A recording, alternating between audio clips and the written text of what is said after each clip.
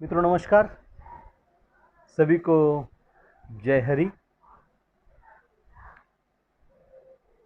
संतों के द्वार पर का ये 7वां पुष्प हम आज गूंथने जा रहे हैं।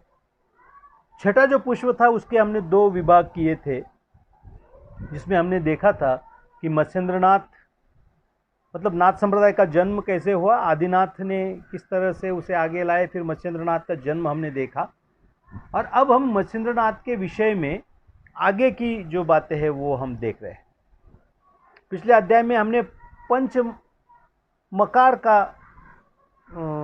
की हमने बात की थी कि नाथों ने मांस, मदिरा, मुद्रा, मैथुन और मीन, इन पांचों को बंद कर दिया था, कि इनका निषेध उन्होंने किया था। लेकिन जब गुरु गोरखनाथ जी का आविर्भाव हुआ और फिर उन्होंने इन पांचों के अर्थ बदल दिए।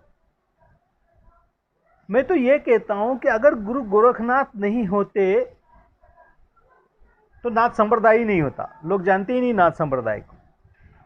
गुरु गोरखनाथ ये अनूठे, अद्भुत, अद्वितीय ऐसे व्यक्तित्व थे। मत्स्येंद्रनाथ से उन्होंने दीक्षा ली थी।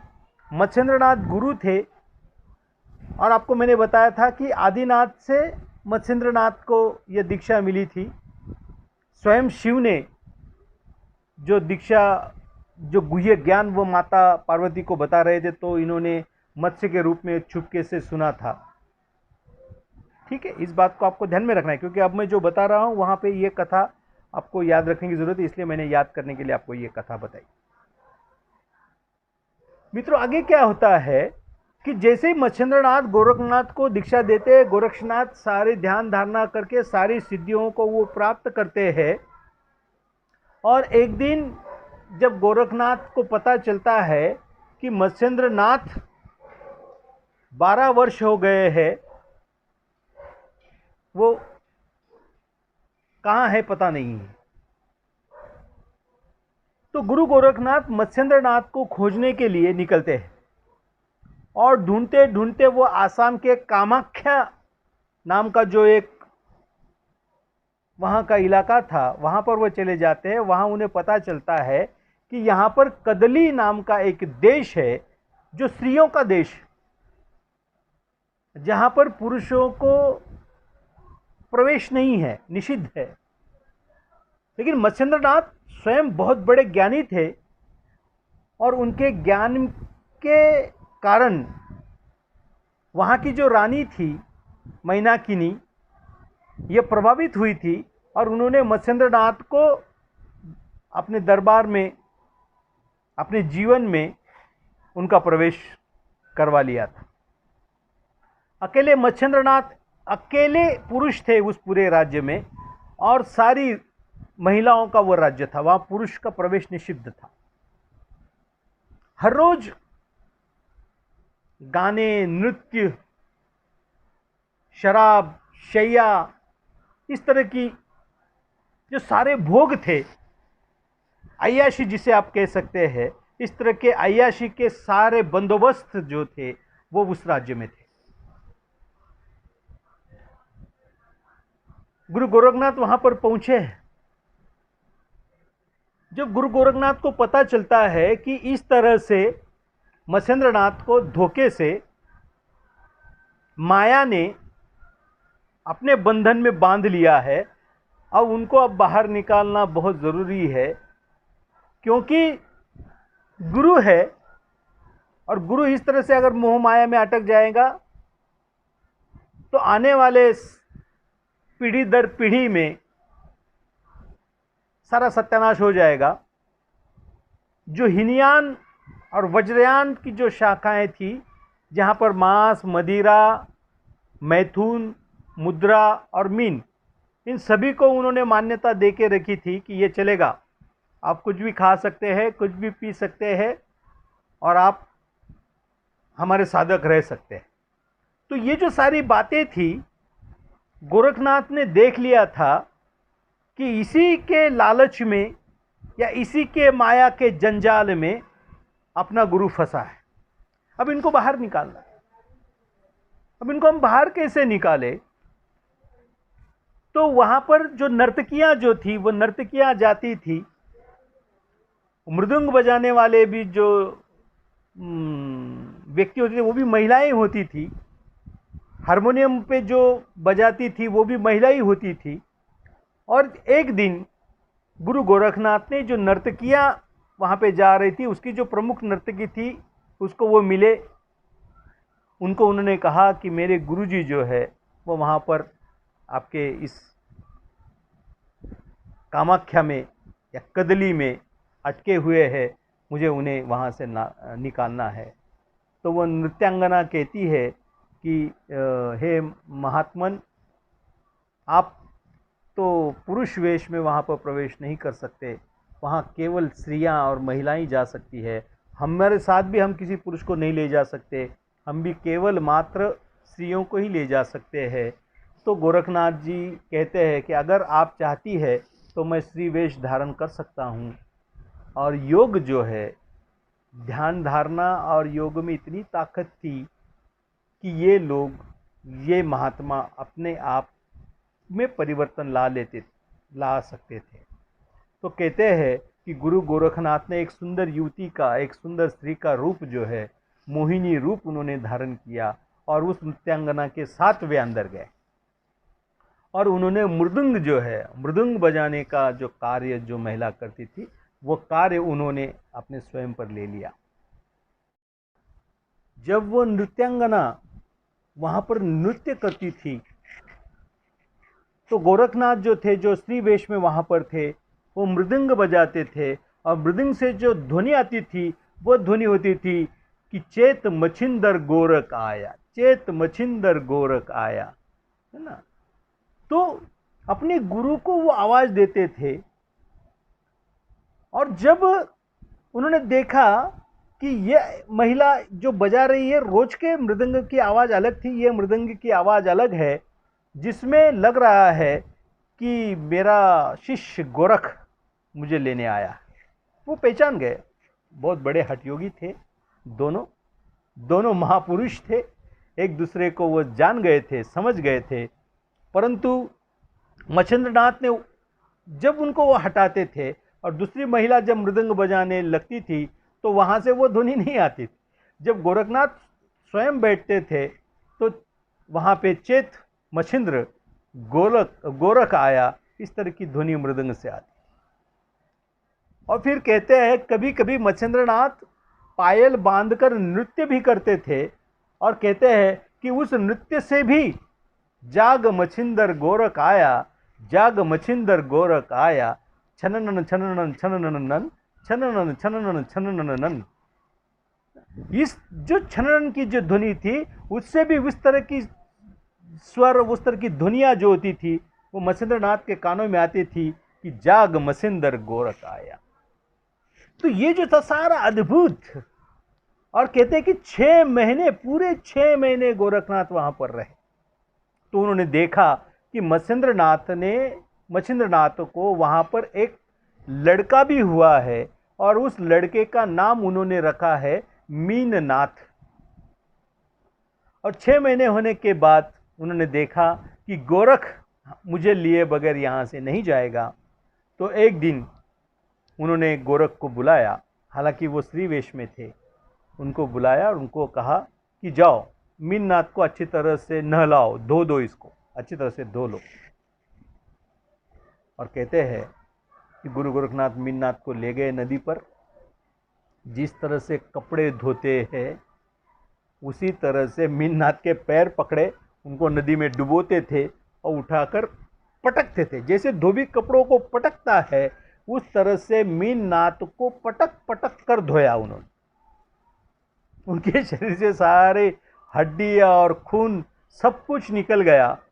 और फिर उन्हें जिस तरह से हम कपड़े जो है सुखाने किसी रस्सी पर डालते हैं, कहते हैं गोरखनाथ ने उसी तरह से मीननाथ को रस्सी पर सूखने के लिए डाल दिया। और जब उस रानी ने देखा कि अरे ये इसने क्या कर दिया, मेरे लड़के को इस तरह से इसने धो धो दिया।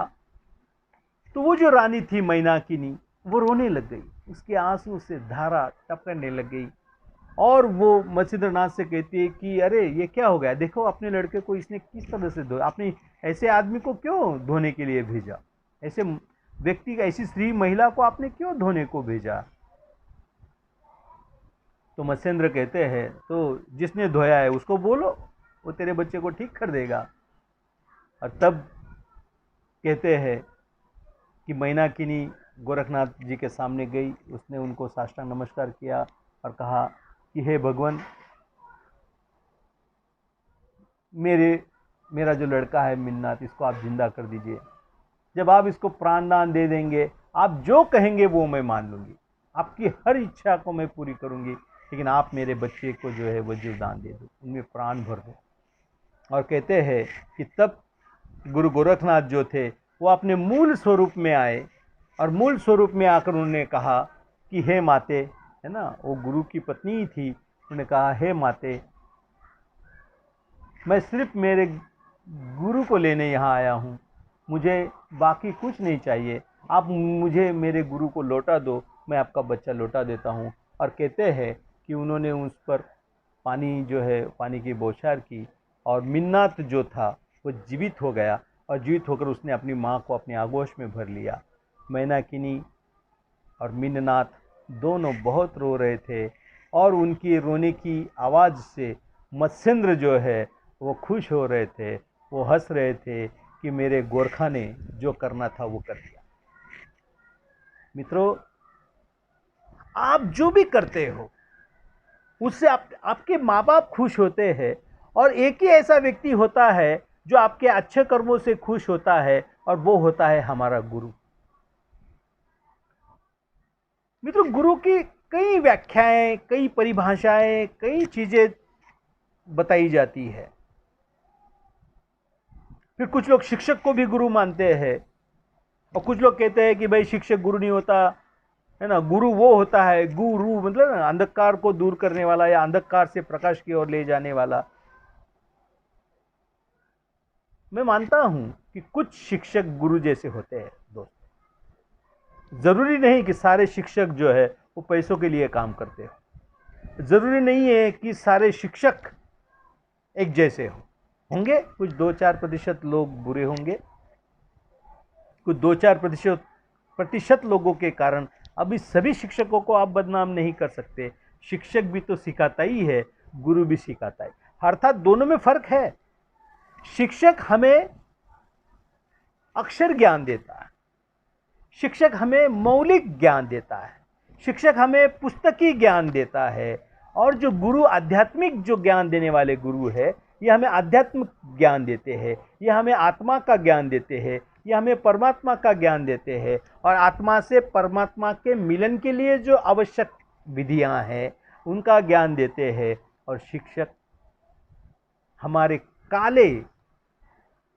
हमारे काले भविष्य को सफ़ेद चौक से, सफ़ेद खड़ू से हमारे जीवन को रंगीन कर देते हैं।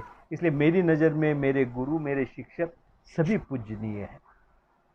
संसार में सभी लोग जिनसे जिनसे शिक्षा मिलती है, जो जो हमें सिखाते हैं, अच्छा भी और बुरा भी, उन सभी को मैं प्रणाम करता हूँ, उन सभी को मैं गुरु मानता हूँ। जो भी आपके जीवन में अच्छा घटित होता है वो आपको अच्छाई की तरफ ले जाता है, और जो भी आपके जीवन में बुरा से बुरा घटित होता है वो भी आपको अच्छाई की तरफ ही ले जाता है। ऐसा कहा जाता है कि दत्त गुरु जो थे, इनके जीवन में तो कई गुरु हुए, उन्होंने हर वस्तु जिससे वो सीखे उसको उन्होंने अपना गुरु मान लिया।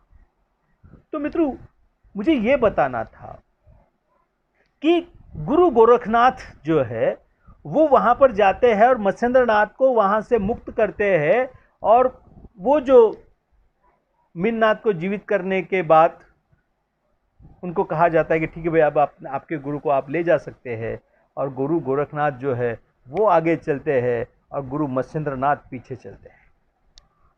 मित्रों, शायद संसार का यह पहला शिष्य था जो अपने गुरु को सिखा रहा था, वो भी उस गुरु को जिसको शिव ज्ञान प्राप्त था, शिवत्व जिनको प्राप्त था, उस गुरु को सिखा रहा है, वो गुरु गोरखनाथ है। इसलिए पूरे अखिल विश्व गुरु गोरखनाथ को गुरु मानता है, जिन्होंने अपने गुरु को भी सिखा दिया।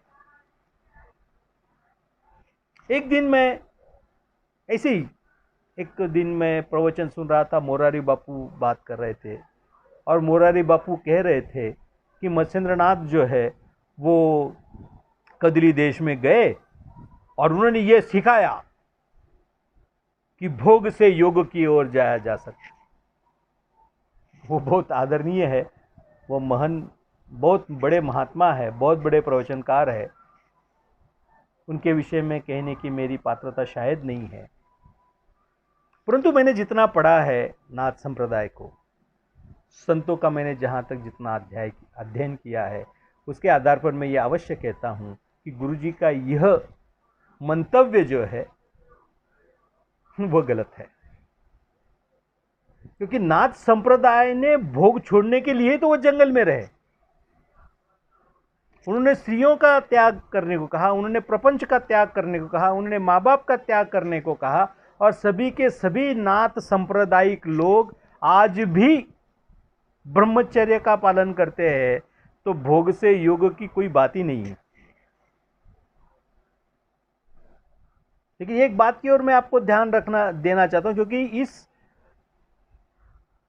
पुष्प को गुंफने के पूर्व ही मैंने आपको, गुंफने के बाद मैंने आपको बताया था गुप्ते गुमते कि मत्स्येंद्रनाथ जो थे, इन्होंने छुपके से वह ज्ञान प्राप्त किया था और शिव ने उनको कहा था कि आप विश्व के सबसे बड़े ज्ञानी बनकर विश्व में आएंगे, लेकिन कुछ समय तक आप अपने ज्ञान को जो है वो भूल जाएंगे।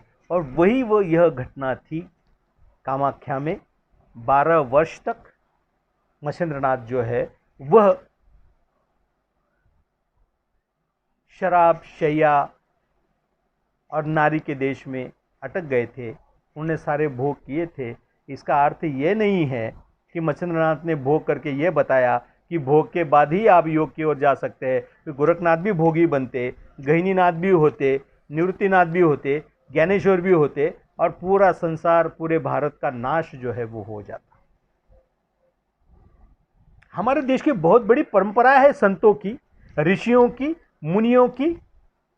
आज भी करोड़ों करोड़ हमारे ऋषि मुनि बीहड़ जंगलों में रहते हैं, वहां बैठकर ध्यान धारणा करते हैं, प्रार्थना करते हैं। तो आप सब उन सब का अपमान करना चाहते हैं कि मत्स्येंद्रनाथ ने कहा कि भोग से योग की ओर जाना चाहिए, भोग से ही योग की ओर जाया जाता है।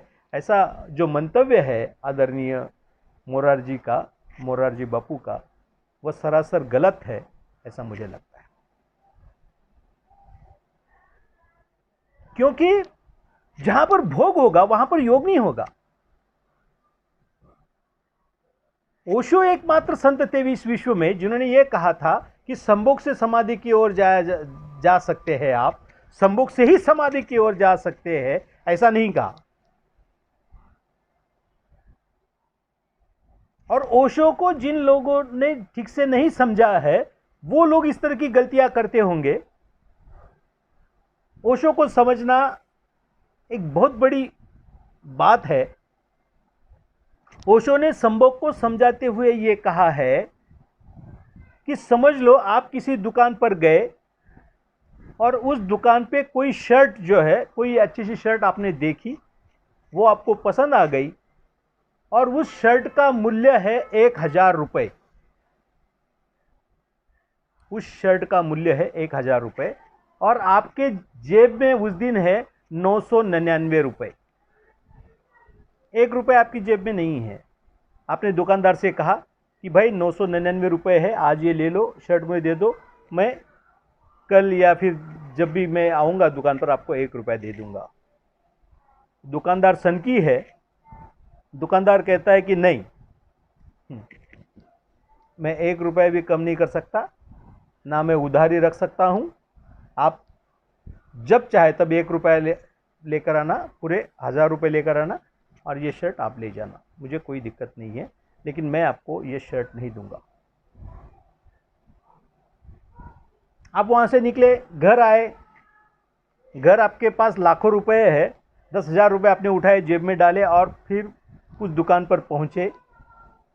और दुकान पर पहुंचने के बाद आपने दुकानदार से कहा कि भाई वो शर्ट लाना है ना, मुझे खरीदना है, देखो मैं 1,000 रुपये लेकर आया हूँ। दुकानदार कहता है भाई क्षमा करें, अभी आपके आने के पूर्व ही 1 मिनट पहले ही एक आदमी जो है उस शर्ट को खरीद कर ले गया। मेरी दुकान में हजारों शर्ट है, आपको जो पसंद है आप ले सकते हैं। देखिए, अब आपके पास 10,000 रुपये है, अब उस दुकान में हजारों शर्ट है, लेकिन आपका मन नहीं है कोई शर्ट लेने के लिए। आप वो जो शर्ट 1 रुपये के खातिर आपके हाथ से छूट गया, वो 1 रुपये के खातिर छूटा हुआ शर्ट जीवन भर आपके साथ रहेगा। मरते दम तक आपको ये याद रहेगा कि काश मेरे पास अगर 1 रुपया होता तो वो मैं शर्ट खरीद लेता। और इसे ही ओशो जो है वो अधूरा संभोग कहते हैं। वो कहते हैं कि अगर उस दिन वो शर्ट वो प्राप्त कर लेता तो उसके दिल में ये खटास कभी नहीं रहती मरते दम तक कि 1 रुपये की खातिर मेरा वो शर्ट छूट गया। आपके मेरे घरों में जो हमारी पत्नियां हैं, बीवियां हैं, वो भी देखिए अक्सर कहती है कि अरे मैं हूं इसलिए ठिकाना है आपका, नहीं तो कोई ठिकाना नहीं होता। स्त्रियां यूं ही कह देती है, सहज भाव से कह देती है। और कभी आप उनसे प्यार से बात करो, जब नई नई शादी होती है, हम बात करते हैं पति, तो पत्नी कहती है कि मुझे एक कलेक्टर देखने के लिए आया था, है ना, बहुत अच्छा था, पढ़ा लिखा था, लेकिन मेरे नसीब में आप थे। मतलब वो कलेक्टर को अभी भी नहीं भूली है।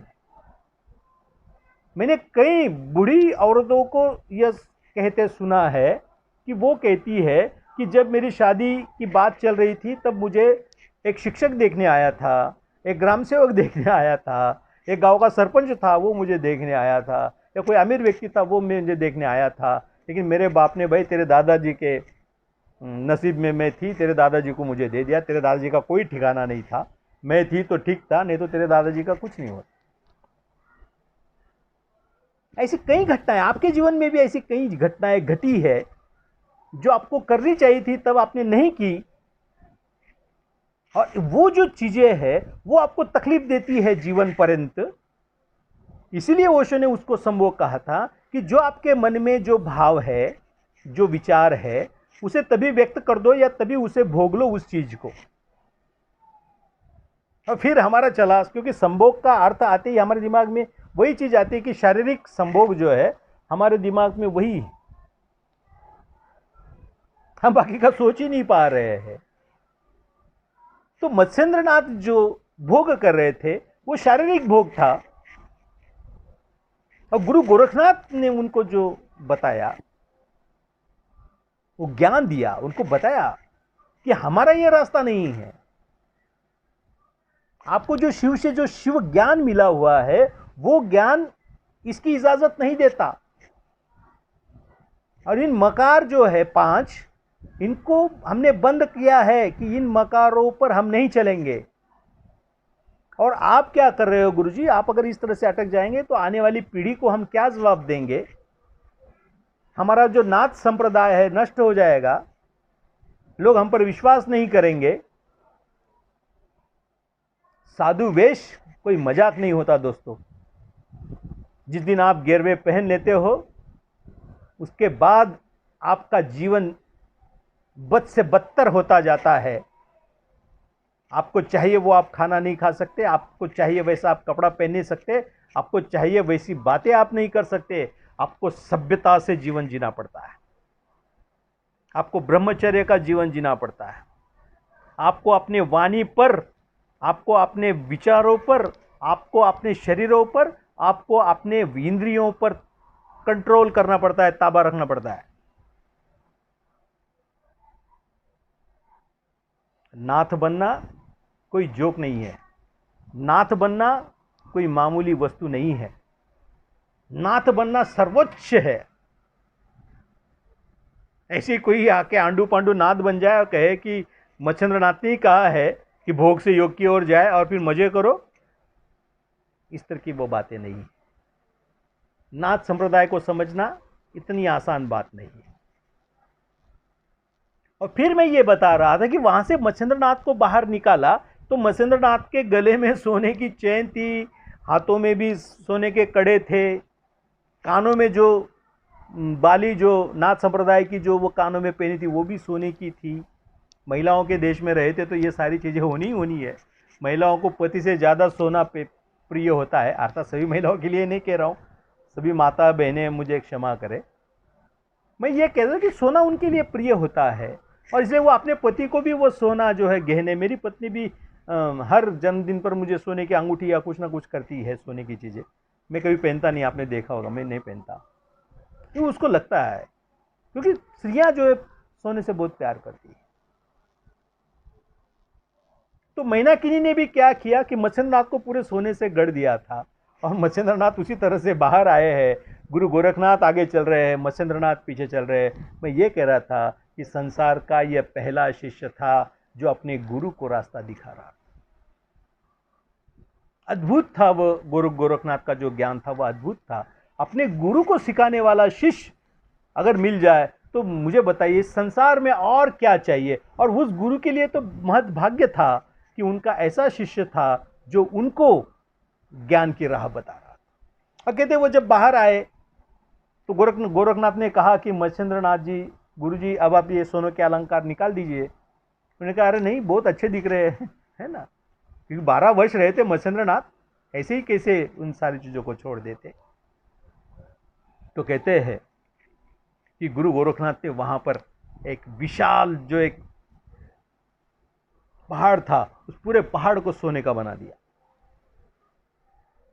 और उन्होंने कहा कि गुरुजी आप ये छोटे से सोने के लिए अपनी जान दांव पर लगा रहे हैं और ये उस पर इतना प्यार कर रहे हैं उस सोने पर, देखो ये पूरा पहाड़ मैंने आपके लिए सोने का बना लिया है, आपको जितना चाहिए उतना सोना यहाँ पर खड़ा है। जैसे ही गुरु गोरखनाथ ने वो सोने का पहाड़ बनाया, कहते हैं मच्छिंद्रनाथ को जो ज्ञान जो था उनका अज्ञान में चला गया था वो ज्ञान प्रकट हो गया, पूरा शिवत्व जो था वो उनका प्रकट हो गया। और कहते हैं कि मच्छिंद्रनाथ ने फिर उनको कहा कि इस पहाड़ को जो है आप जल्दी से नष्ट कर दो। और वो सारे जो गहने थे उन्होंने निकाल कर फेंक दिए।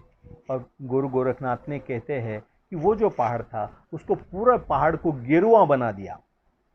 और कहते हैं कि नेपाल की सीमा पर ये पहाड़ आज भी स्थित है कि जो गेरुआ रंग का है, इसे देखने के लिए बहुत दूर दूर से लोग आते हैं।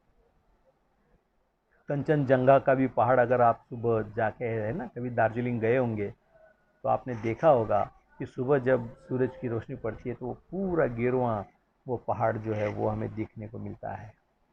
तो वो एक अद्भुत नज़ारा। और फिर कहते हैं कि मच्छिंद्रनाथ ने गुरु गोरखनाथ को उनका जो भी ज्ञान उन्होंने शिव जी से उन्हें प्राप्त था वो पूरा का पूरा 100% ज्ञान जो था वो उन्होंने गुरु गोरखनाथ को वहाँ पर दे दिया। और वो वहीं पर गेरुआ वस्त्र पहनकर उस गेरुए पहाड़ पर वो चले गए। और वहीं पर कहते हैं कि वहीं पे वो अंतर्धान हो गए, मतलब वहाँ पर उन्होंने अंतिम सांस जो है उन्होंने वही ली, वहाँ पर उनकी समाधि जो है वो उन्होंने बना ली, मतलब जीवंत वो वहीं पे तपस्या के लिए चले गए। और गुरु गोरखनाथ को कहा कि अब ये नाथ संप्रदाय जो है वो आगे जो है आपकी जिम्मेदारी है, आप उसको आगे बढ़ाओ। और फिर गुरु गोरखनाथ का जो आविर्भाव इस संसार में हुआ था एक गुरु के रूप में, वहाँ से एक बहुत विशाल ऐसा चरित्र जो है वो गुरु गोरखनाथ का है। गुरु गोरखनाथ ने मच्छिंद्रनाथ को समझाने के लिए जो जो पद वहाँ पर कदरी देश में गाए थे उनको, उनका जो आज वो सारे जो पद है वो गोरखबानी नाम से प्रसिद्ध है। आप कभी भी गोरखबानी आप मंगा लीजिए, है ना, कहीं भी मिल जाती है, नहीं तो फिर गीता प्रेस गोरखपुर को आप पत्र लिखिए, आपको गुरु गोरखबानी जो है गुरु गोरखनाथ की गुरु गोरखबानी आपको मिल जाएगी। उसके पद है, फिर उसका भाषांतर जो है वो भी आपको मिल जाएगा। बहुत बेहतरीन उपदेश एक शिष्य अपने गुरु को करता है, इस तरह का अद्भुत नज़ारा आपको उस गोरखबानी में दिखेगा। गुरु गोरखनाथ ये बहुत महान ऐसे गुरु थे जिनका गुरु के रूप में फिर मच्छिंद्रनाथ जब चले गए तो गुरु गोरखनाथ ने नाथ संप्रदाय को किस तरह से संवारा, किस तरह से उनका विशाल हृदय, किस तरह की उनकी विशाल उनका ज्ञान का दर्शन जो है वो आगे आया। और फिर कई साधनाएं, कई ध्यान धारणाएं, कई कई विधियां। मैं तो कहता हूँ अगर गुरु गोरखनाथ अगर इस विश्व पर नहीं, जिस धरती पर उनका जन्म नहीं हुआ होता तो हमें विधियां ही नहीं मिलती। उन्होंने जितना शोध कार्य किया विधियों पर, उन्होंने जितनी विधियां बताई, उतनी विधियां संसार में किसी भी संत ने नहीं बताई, किसी भी ऋषियों ने नहीं बताई, किसी ने नहीं बताई। इतनी सारी विधियां, इतनी सारी तपश्चर्या, इतने सारे ध्यान के मार्ग, ये विविध आयाम जो है, वो आयाम का जीवन है, वो हमारे गुरु गोरखनाथ ने हमें दिया है। तो उनका जो गुरु गोरखनाथ के विषय में हम अगला जो हम पुष्प जो है वो गूंथेंगे, उसमें वो सारी चर्चा करेंगे। आज के लिए इतना ही। धन्यवाद। जय जय हरि।